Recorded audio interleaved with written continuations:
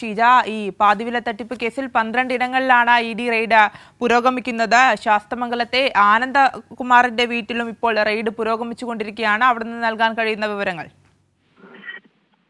തീർച്ചയായും ആര്യ, ഏതായാലും E D ഈ കേസ് ഏറ്റെടുത്തതിന് പിന്നാലെ ഇപ്പോൾ വ്യാപകമായ രീതിയിൽ തന്നെ പരിശോധനകൾ പലയിടങ്ങളിലായി ആരംഭിച്ചിട്ടുണ്ട്. അത് സൂചിപ്പിച്ചതുപോലെ 12 ഇടങ്ങളിലാണ് ഇപ്പോൾ റെയ്ഡ് പുരോഗമിക്കുന്നത്. അതിൽ തിരുവനന്തപുരത്ത് ആനന്ദകുമാറിന്റെ, അതായത് സായിഗ്രാമത്തിന്റെ ഒരു ഓഫീസ് ഇവിടെ ശാസ്തമംഗലത്ത് പ്രവർത്തിക്കുന്നുണ്ട്. അവിടെ ഇ ഡിയുടെ പരിശോധന നടക്കുന്നുണ്ട്. അതിനൊപ്പം തന്നെയാണ് തോന്നിക്കൽ സായിഗ്രാമത്തിലും ഇതുമായി ബന്ധപ്പെട്ടുള്ള പരിശോധനകൾ ഇ ഡി നടത്തുന്നുണ്ട്.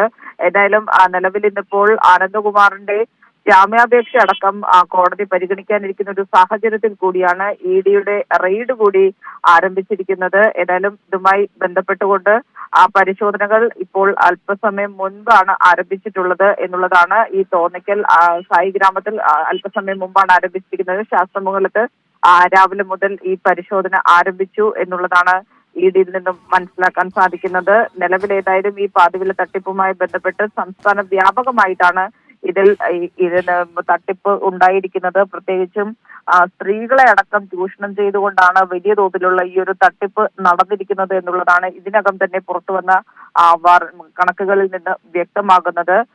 നിലവിൽ ഏതായാലും പരിശോധനകൾ ഇവിടെ തിരുവനന്തപുരത്ത് 2 ഇടങ്ങളിലായിട്ടാണ് പുരോഗമിക്കുന്നത്. തീർച്ചയായും ഷീജ, ആനന്ദകുമാറിന്റെ ഹർജി ഇന്ന് മുൻകൂർ ജാമ്യ ഹർജി ഇന്ന് തിരുവനന്തപുരം ജില്ലാ അഡീഷണൽ സെഷൻസ് കോടതി പരിഗണിക്കുന്ന ഒരു സാഹചര്യത്തിൽ ഇപ്പോഴത്തെ ഈ റെയ്ഡ് നിർണായകമായി തന്നെ കാണേണ്ടിയിരിക്കുന്നു. തീർച്ചയായും ആര്യ, അതിൽ സംശയമില്ല. കാരണം കണ്ണൂർ ടൗൺ പോലീസ് രജിസ്റ്റർ ചെയ്ത കേസിൽ കണ്ണൂർ ജില്ലാ പോലീസ് മേധാവിയെ എതിർകക്ഷിയായിട്ടുള്ള ഹർജിയാണ് ഇന്നിപ്പോൾ ഇവിടെ കോടതിയിൽ പരിഗണിക്കാനിരിക്കുന്നത്. അതോടൊപ്പം തന്നെ കണ്ണൂർ സിവിൽ സൊസൈറ്റി സെക്രട്ടറി നൽകിയ പരാതിയിൽ ആനന്ദകുമാർ അടക്കം 7 പേരെ പ്രതികളാക്കി പോലീസ് കേസും രജിസ്റ്റർ ചെയ്തിട്ടുണ്ട്. ആ കേസിൽ ആനന്ദകുമാർ നിലവിൽ 2ാം പ്രതിയാണ്. 1ാം പ്രതി നിലവിൽ കസ്റ്റഡിയിലുള്ള ആനന്ദകൃഷ്ണനാണ്.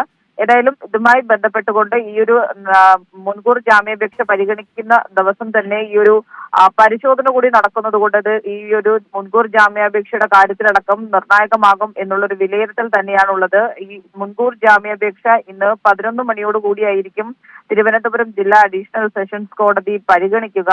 ഏതായാലും ഇതുമായി ബന്ധപ്പെട്ടുള്ള വിവരങ്ങൾ 11 മണിയോടുകൂടി ജാമ്യ ഹർജിയുമായി ബന്ധപ്പെട്ടുള്ള വിവരങ്ങൾ ലഭിക്കുന്നതായിരിക്കും. പക്ഷേ ഈ ഒരു പരിശോധന ഏതായാലും ഇപ്പോൾ 2 ഇടങ്ങളിലായി തിരുവനന്തപുരത്ത് പുരോഗമിച്ചുകൊണ്ടിരിക്കുകയാണ്.